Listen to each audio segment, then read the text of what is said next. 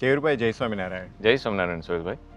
બ્રહ્મસત્રના 5 દિવસ પૂર્ણ થયા અને સંતોએ એકથી એક ચડે એવા આયોજનો આ બ્રહ્મસત્રમાં કર્યા.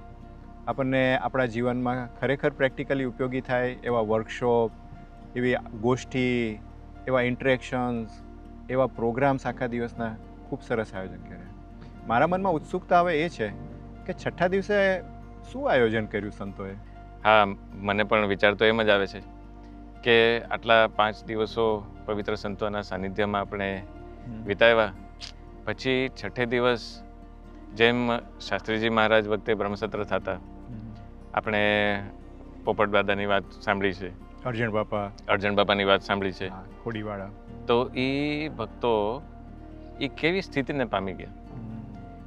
આપણે તો હજી 7મા 8મા બ્રહ્મસત્રમાં છીએ, પણ આપણે પણ એવી જર્નીમાં ચાલીએ કે શાસ્ત્રીજી મહારાજ વખતે જે ભક્તો તૈયાર થઈ ગયા, આપણે પણ એવી જર્ની પર કંઈક ચાલીએ એવો મને વિચાર આવે છે.